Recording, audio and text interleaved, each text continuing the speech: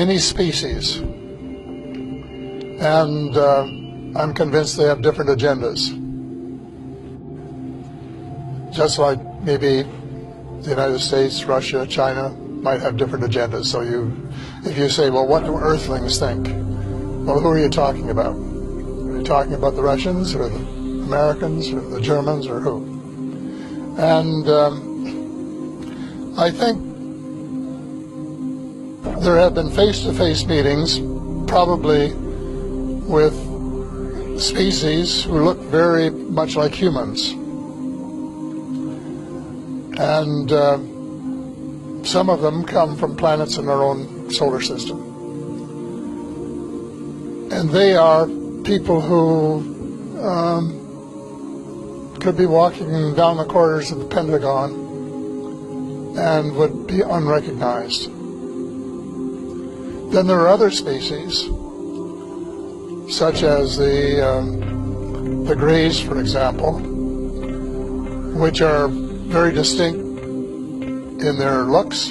They're short, they have very large heads, very long arms, and very big eyes, and they're more like the ones that we usually see in the cartoons of extraterrestrials. They're not little green men, which we used to say, little green men from Mars, but they're short, dark-skinned, what they were designated as by the United States government, extraterrestrial biological entities, EBs.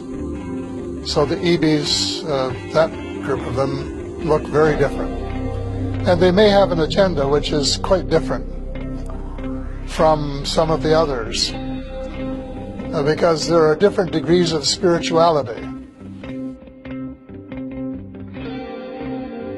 And in the meantime, the MJ-12, this is the very small elite group that President Truman set up to manage the extraterrestrial file and to report directly to the President. They allegedly made a deal with the Greys to exchange technology and to allow them to do a limited number. That's a joke to say, you know, but the deal was a limited number of abductions in exchange for technology. And that as a result of this arrangement, over the years, the United States has managed to what we call back engineer or replicate the extraterrestrial technology, both on the weapons side and on the transportation side, to the point where Dr. Stephen Greer's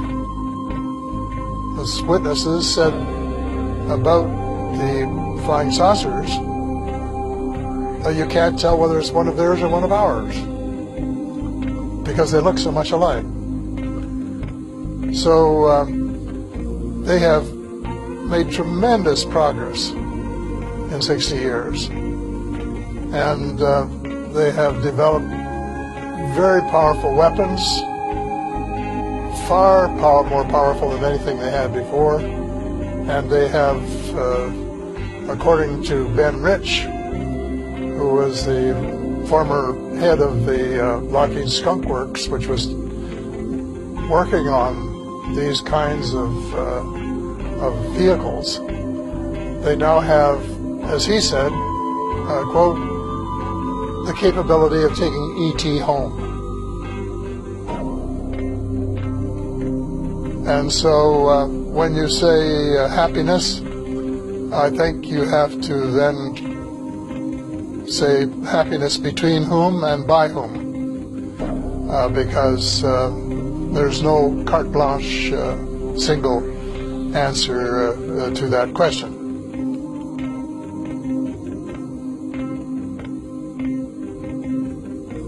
I know that there is some concern about one breed of reptilians, and that maybe they have some connection with the Greys, I don't know. But again, you can't, it's not carte blanche because there are branches of the reptilians. And there are allegedly some good, positive creatures in this with that name. But the United States, when it was briefing presidents, has always said that most of them are benign, but there was one that wasn't. They've never named the one. No one's ever told me who it was. But I suspect they're talking about this one branch of the reptilians, who, if you wanted a nice way to sum it up, would represent the dark. And on the other hand, the people from Mars and Venus and Saturn, who look more like us, are more spiritual, and who would represent the light. So it's not an easy question, no definitive answer, because I don't know precisely what the answer is. I suspect no one knows 100%. When I say no one, I mean no human in the realm of authority. But there are certainly people in the United States cabal who have more information about the subject than any of the rest of us, because they have been collecting it assiduously for years and years, and they have probably had more contact with different groups over a longer period than just about anybody else. So they have a lot to disclose when we can get them to disclose it. But disclosure is essential. The information is there. It's in the public domain. But the cabal owns so much of the press, both print and electronic, that it's not going to get into the press that would convince him, like his own paper. And that is a problem.